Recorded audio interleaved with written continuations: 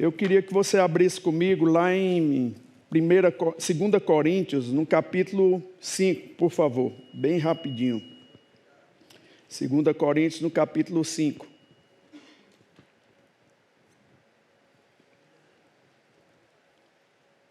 Eu vou fazer uma leitura. A gente vai ler um pouco mais a Bíblia hoje, né? Mas no capítulo 5, versículo 17, é um versículo bem conhecido. Quem faz o rema sabe que a gente mastiga muito esse versículo. Versículo 17 diz assim: e assim, se alguém está em Cristo, é nova criatura. As coisas antigas já passaram, eis que se fizeram novas. Ora, tudo provém de Deus, que nos reconciliou consigo mesmo por meio de Cristo e nos deu o ministério da reconciliação, a saber que Deus estava em Cristo, reconciliando consigo o mundo, não imputando aos homens as suas transgressões, e nos confiou a palavra da reconciliação.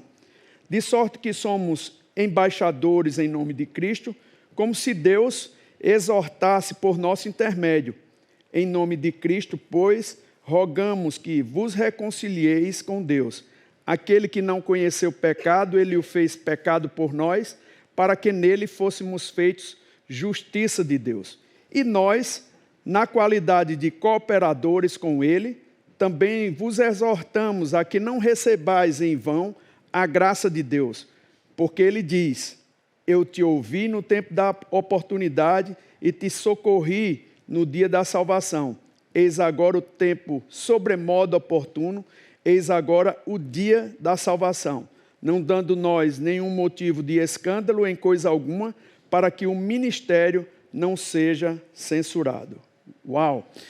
Que ministração, hein, irmão? Se ficasse somente nessas passagens da Bíblia, a gente pode já ter uma compreensão plena do que aconteceu conosco no novo nascimento, né? Nós nascemos de novo. E diz a Bíblia que as coisas velhas, antigas, elas já passaram. E eis que se fizeram novas.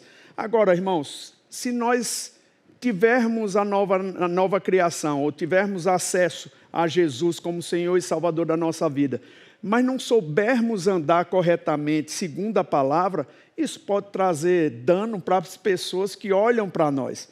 E a gente não se serve do Evangelho somente para benefício próprio. Nós também servimos do Evangelho para trazer benefícios para os outros.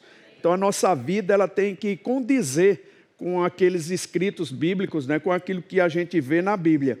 Lá em Tito, no capítulo 2, no versículo 11, diz que a graça de Deus se manifestou salvadora a todos os homens, educando-nos para que, renegada a impiedade e as paixões mundanas, vivamos no presente século sensata, justa e piedosamente. Em outras versões, a frase que eu quero trazer para você é que ela nos ensina a renunciar. É a mesma coisa de educando-nos para renegar. E também na versão da NVT diz que somos instruídos a abandonar. Existe uma vida velha, irmãos, que nós precisamos abandonar, nos despirmos dessa vida. Não há como ficar vivendo a plenitude de Deus e ainda vivendo essa vida comum que nós vivíamos. E nós entendemos que Deus, Ele nos ama como nós somos, mas Ele não quer que nós fiquemos da mesma forma. Ele nos amou quando nós não valíamos nada, mas agora há uma nova temporada que nós precisamos mudar de atitude, mudar de mente. Não é à toa que o apóstolo Paulo ele escreve para a gente não se conformar com esse mundo. Lá em Romanos capítulo 12, 1 e 2, ele fala claramente, né, para as pessoas que precisavam se sacrificar para poder obter o que é bom, agradável e perfeito da parte de Deus. Irmãos, a gente, para poder viver essa vida conforme Deus, agraciado, protegido, guardado e suprido, nós precisamos mesmo renovar a nossa mente, renovar a mentalidade que nós temos, renovar os pensamentos. Agora, não sei se você já viu, né? Como pastor, a gente vê muitas pessoas que, por situações do passado, por uma criação talvez difícil que tiveram, ou não tiveram uma paternidade presente na vida deles, talvez assim teve alguma lacuna, alguma falta, eles vêm para o Evangelho cheio de coisinhas, irmãos, que precisam ser tratadas. E quando eu falo coisinhas, é esse pensamento ruim. Tem pessoas que chegam no Evangelho e elas reconhecem o chamado de Deus, mas ainda não tem tempo de mudar a sua mentalidade. Então, eles ficam ainda vivendo aquele tempo. É como se o passado coordenasse o presente.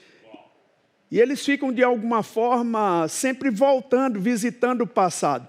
E criam para si mesmo vamos dizer, uma atitude errada, uma atitude que desagrada a Deus. Eu fico pensando, irmãos, tem pessoas que são tão fortes no físico, mas tão vulneráveis por dentro.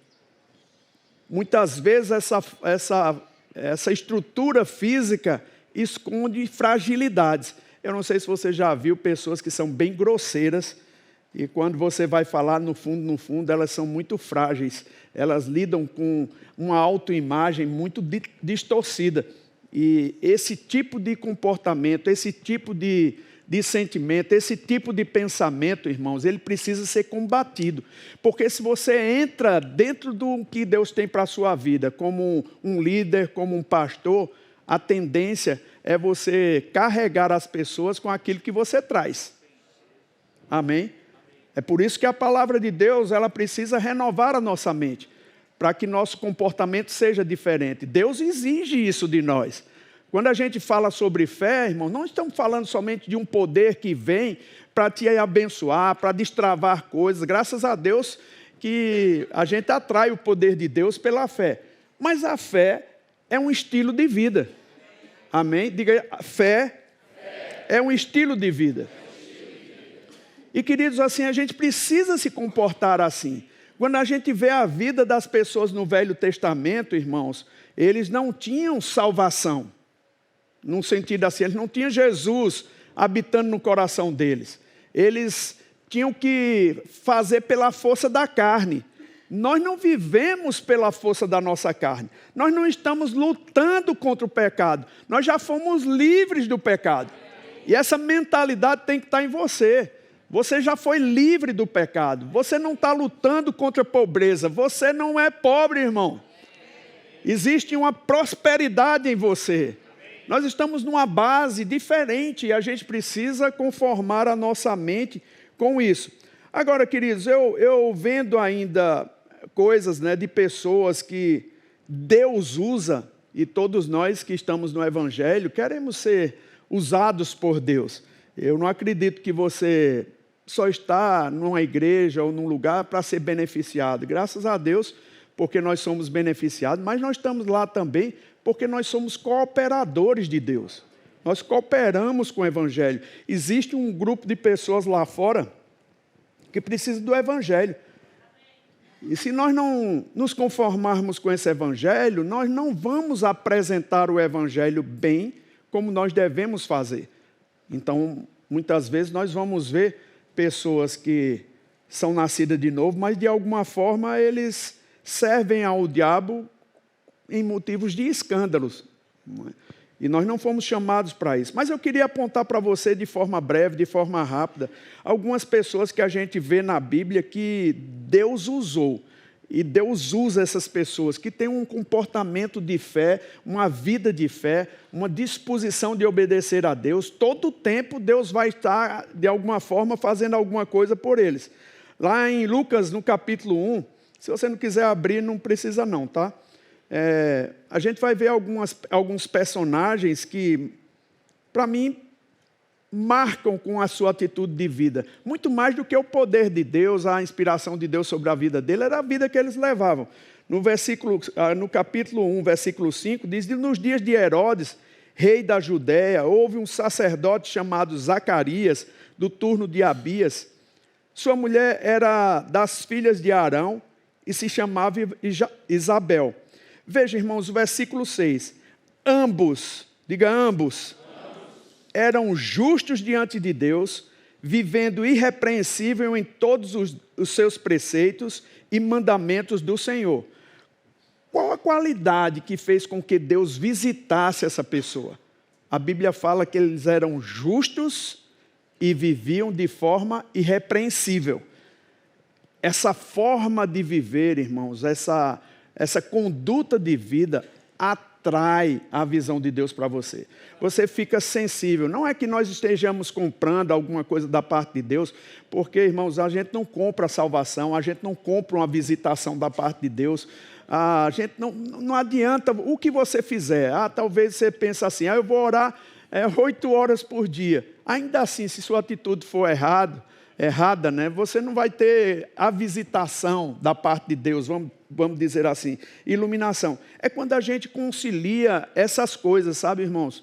A gente concilia uma vida de responsabilidade, uma vida irrepreensível e vive de uma forma justa. A gente tem outros personagens também. Lucas capítulo 2, versículo 25, fala de Simeão. Havia em Jerusalém um homem chamado Simeão, homem justo e piedoso, que esperava a consolação de Israel. Olha as qualidades desse homem, justo e piedoso. A gente também pode ver em Lucas capítulo 2, versículo 36, a profetisa Ana, havia uma profetisa chamada Ana, filha de Fanuel, da tribo de Asser, avançada em dias, que vivera com seu marido 7 anos desde que se casara, e que era viúva de 84 anos. Esta não deixava o templo, mas adorava noite e dia em jejuns e orações. Uau, que bênção, né? Ana se dedicava, mesmo um trauma desse de perder o esposo, 7 anos de casada, ela não abandonava o Senhor, adorava o Senhor, se dedicava à causa do Senhor, e diz a Bíblia que ela teve essa visitação, né, da parte de Deus, quando o menino Jesus chega lá. Né? Lá em Atos capítulo 9, fala de Dorcas, havia no versículo 36, havia em Jope uma discípula de nome Tabita, nome este que traduzido quer dizer Dorcas. Olha a qualidade da vida dessa mulher. Era ela notável pelas obras e esmolas que fazia. Você sabe o final dessa história? Ela faleceu e os irmãos cercaram a Pedro, né? E Pedro orou por ela e ela ressuscitou. Irmãos, para uma pessoa ressuscitar, os 3 dons de poder têm que estar ativos. Dom da fé, operação de milagres e dons de curas. Tem que estar ativo para uma pessoa ressuscitar. Quer que eu diga uma coisa com bastante sinceridade? Eu não acredito que Deus vá ressuscitar qualquer carnal que esteja vivendo a vida de qualquer forma.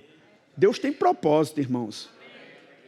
Às vezes é melhor que uma pessoa carnal esteja vivendo uma vidazinha boa, vá logo para o céu, do que perder a salvação, né? Você entende isso? Dorcas, ela mostrava como a vida dela, irmãos, como era para servir a Deus. Ela era notável, as pessoas observavam ela, né? E puderam falar por Dorcas, pedir por Dorcas. É como uma intercessão foi feita ali. Os dons de poder chegam e aquela mulher é ressuscitada. Irmãos, existe um propósito. Quando você faz falta ao Evangelho, a tua vida é tão consagrada a Deus, Deus vai te proteger. E se alguma coisa acontecer que você não cumpriu ainda o plano de Deus, Deus vai ressuscitar você. Amém? É assim que eu acredito. Lá em Atos capítulo 10, versículo 1 e 3, também fala, morava em Cesareia um homem de nome Cornélio, centurião da corte chamada italiana. A Bíblia diz que ele era piedoso e temente a Deus com toda a sua casa, e fazia muitas esmolas ao povo e de contínuo orava a Deus. É interessante porque são qualidades que eu acredito que atraem a bondade de Deus, né? Lá em Atos capítulo 16, versículo 1, versículo 3, diz assim, chegou também a Derbe e Listra, havia ali um discípulo chamado Timóteo, filho de uma judia crente, mas de pai grego. Dele davam bom testemunho os irmãos em Listra e Icônio. Isso quer dizer que na região dele, os irmãos falavam bem de Timóteo, e fora da região dele, também falavam bem de Timóteo. Aí Paulo quis que ele fosse com ele. Irmãos, Paulo querer que uma pessoa fosse com ele, ou trabalhasse com ele, estar no ministério junto com ele, era uma promoção gigantesca. Ainda que o cara ia sofrer demais, né? Perseguição, situações, prisões e tudo mais, esse camarada sofreu. Mas, de qualquer forma, era uma grande oportunidade em Deus. Irmãos, se nós vivermos uma vida de integridade, de disciplina, sendo justo, piedoso, portas de oportunidade são abertas para nós. Amém? Quem não quer estar junto de pessoas, irmãos, que têm integridade? Eu vou te dizer, irmãos, assim, essas qualidades, integridade, honestidade, pontualidade, assiduidade, são qualidades que um pastor, ele busca quando ele vai promover uma pessoa, quando vai dar melhor do que promover, quando vai dar uma oportunidade a uma pessoa. Ele busca assim. Era assim que o pastor Bud trabalhava conosco. Ele observava as qualidades que a gente tinha e que estava desenvolvido. Quando você mostra para as pessoas que você está apto a ocupar uma posição no ministério, é quando essas qualidades, irmãos, elas afloram do seu ser. As pessoas notam, as pessoas observam. Mas, pastor, o mundo está cada vez pior e assim, quando eu me junto com os outros, eu sou farinha do mesmo saco. Isso não deve ser no nosso meio. Né? O comportamento de um cristão, o comportamento de um crente, irmãos, deve ser exemplar. Amém? Nós devemos ter um comportamento exemplar, a benefício até das próprias orações que nós fazemos. Se a Bíblia diz que se nós não andarmos corretamente com a nossa esposa, tratarmos ela com discernimento, as nossas orações ficam impedidas, irmão. Então existe um comportamento que faz com que a manifestação de Deus ocorra para a nossa vida. Amém? Amém, irmão? Amém. Agora, por que muitas vezes as pessoas pensam assim, mas pastor, está demorando demais para mim. As pessoas não olham a minha vida, me dão oportunidade. Talvez, irmãos, não seja nem as pessoas que estejam resistindo ao teu chamado. Talvez seja o próprio Deus. Muitas vezes, irmãos, a gente representa exteriormente uma aparência de piedade. Mas por dentro, Deus sabe como você está. E por vezes a gente resiste às pessoas, não é que a gente não queira, é porque não dá para dar oportunidade, porque Deus não permite. Eu lembro uma vez que o pastor Bud, ele dizia, rapaz, tem alguma coisa com essa pessoa que meu espírito não bate com a dela, né? Mas eu não estou falando de rejeição por rejeição, eu estou falando de algo que muitas vezes só Deus vê. E que a gente se ficar sensível ao Senhor, a gente vai tomar umas posições que são muito difíceis. Deus não revela todas as coisas para nós. Gostaríamos que Deus revelasse todas as coisas, né? Principalmente os pastores, né? Que vai levantar pessoas para o ministério. Eu gostaria de ter esse dom de saber o que é que você está pensando, mas não tenho. Não tenho o dom de saber se você vai fazer tudo certo na oportunidade que a gente dá para você. Não temos esse dom. Jesus mesmo, ele deu oportunidade a pessoas que o traíram. Né? Judas terminou se suicidando. Mas eu fico pensando, irmãos, se o próprio Jesus, depois de um tempo de oração, escolheu os seus, e esses seus traíram ele, é possível que alguns traiam a gente também. O que eu penso sobre isso? Que uma certa vez o pastor Bud, ele dizia assim, eu sou guiado para escolher pessoas. Deus me guia. Deus sempre me fala e eu escolho as pessoas por direção. Né? Ele, é claro que ele avaliava a vida e, ele tomava essa posição de dizer, eu sou guiado para escolher pessoas, para estar em posições de autoridade. Só que um dia, uma dessas pessoas que ele escolheu, ela errou, falhou. E eu vi um comentário, o pastor não disse que era guiado? O pastor não disse que ele era guiado para escolher as pessoas, se ele fosse guiado mesmo, ele saberia se essa pessoa ia errar ou não. O que dizer de Jesus, irmão? O que dizer de Deus que botou Adão? Será que ele sabia ou não? Deus é um Deus de oportunidades, irmão. Nós temos mesmo a oportunidade de fazer o certo. Agora, se não fizermos o certo, irmãos, a gente vai padecer. A Caim, Deus falou com ele: se procederes bem, não é certo que serás aceito? É o procedimento, é a atitude, é aquilo que a gente faz.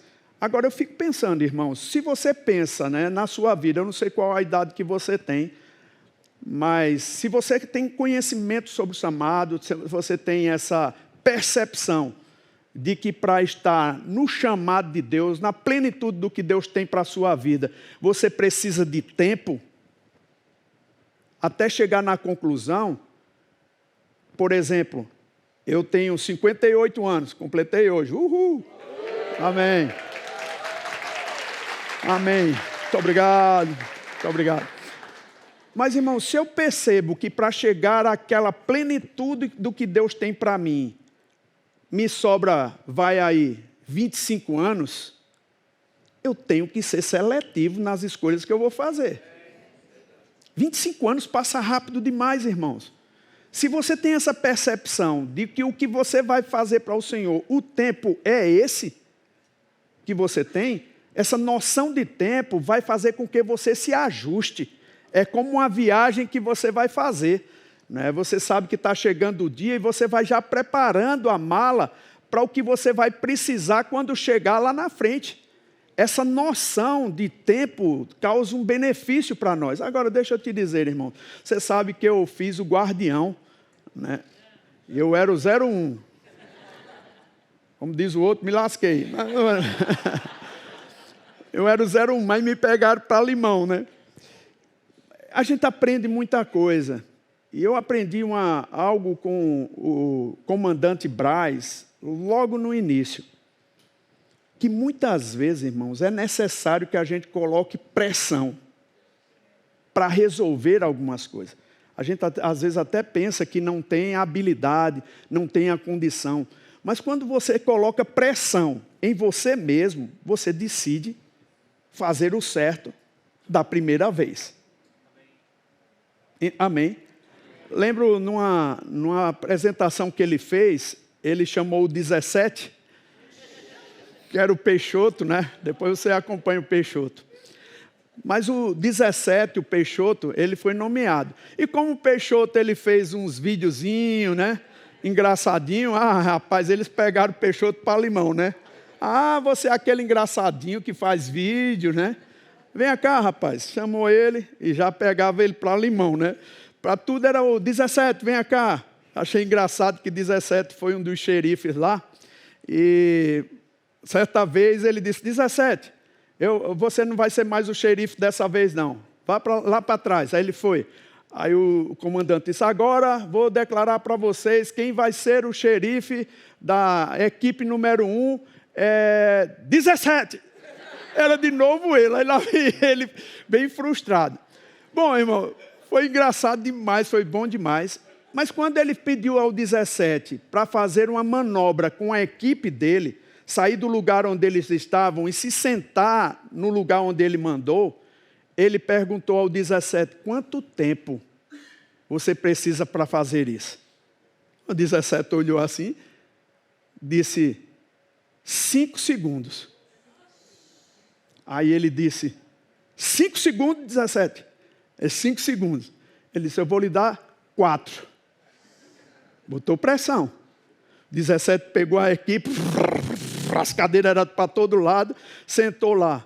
Tudo errado. Ele volta para o lugar. 17, quanto tempo você precisa para deixar a equipe organizada onde eu mandei? 17, 2 segundos. Botou mais pressão ainda. Irmão, não é que nos 2 segundos que o 17 pediu, todo mundo fez certo? Isso mostra para mim, irmãos, que a gente tem uma margem de força por dentro muito maior do que o que a gente pensa. Que a gente pode fazer mais.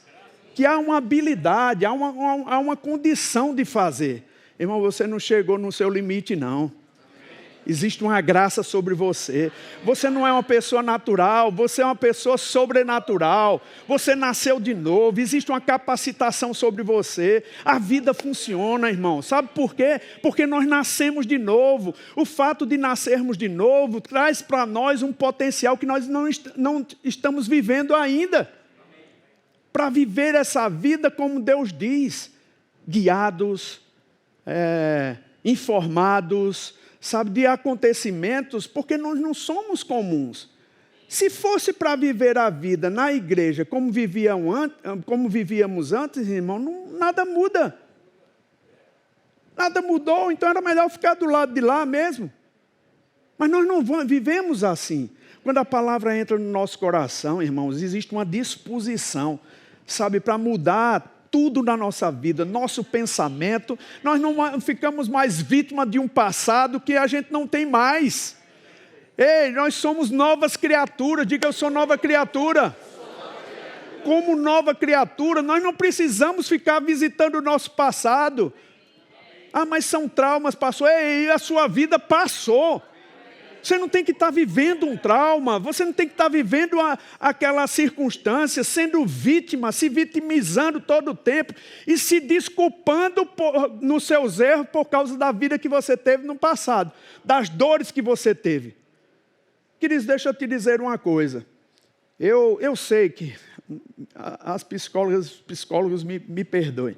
Eu sei que você pode estudar psicologia para estudar as personalidades, está tudo bem. Mas a Bíblia diz que ou o camarada é carnal ou espiritual. Amém? Não se apoie, irmão, num comportamento, numa personalidade que talvez diga para justificar os erros que você tem.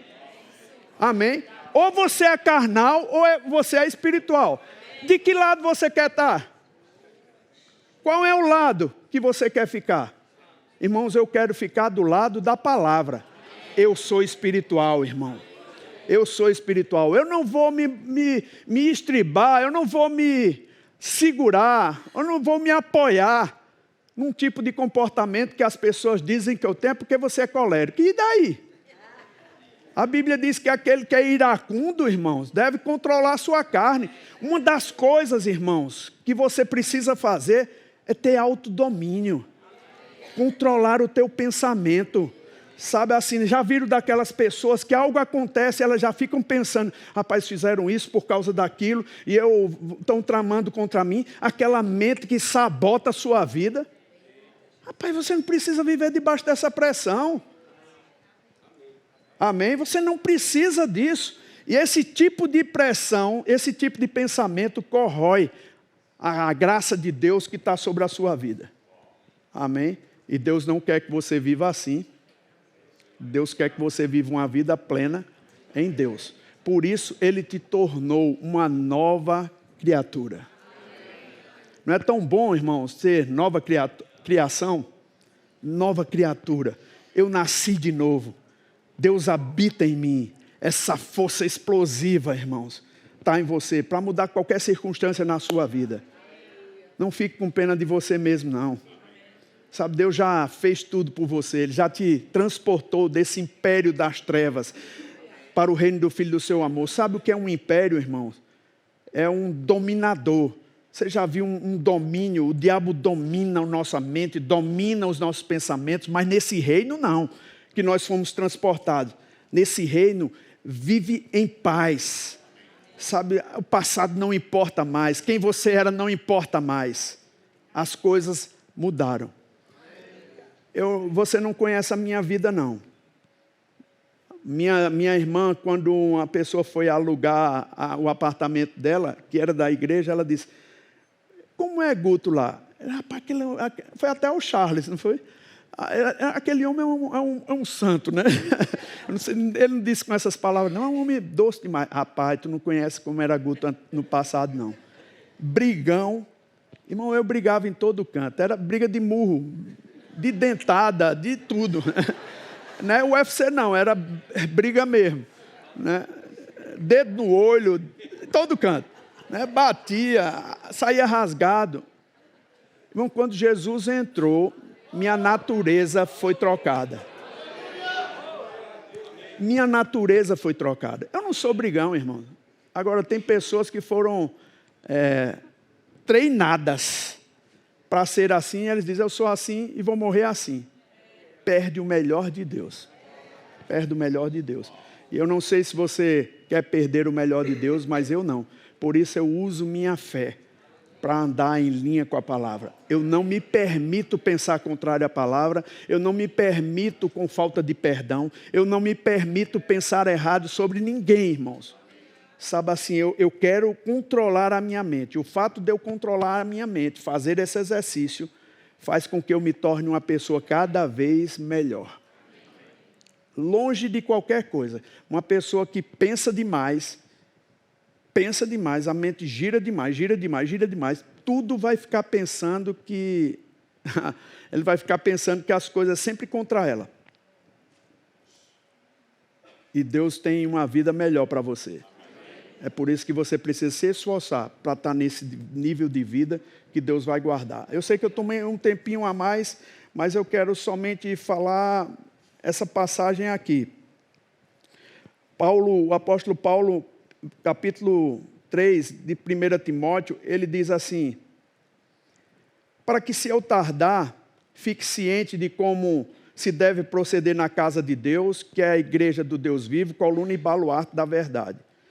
Na versão da linguagem de hoje diz assim: mas se eu demorar, esta carta vai lhe dizer como devemos agir na família de Deus, que é a igreja do Deus vivo, coluna e baluarte, ou coluna e alicerce da verdade. Quando a gente pensa sobre uma coluna, irmãos, a gente pensa sobre algo que suporta peso. Amém? Quando a gente pensa no baluarte, a gente pensa em algo que protege. Quando você vê baluarte, é uma proteção.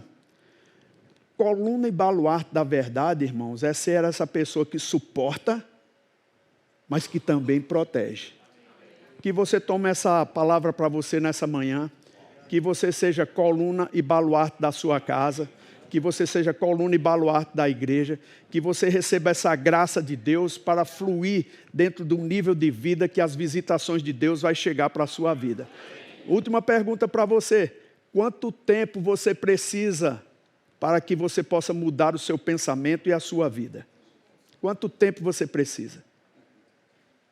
Eu digo, Deus vai te cobrar isso. Amém?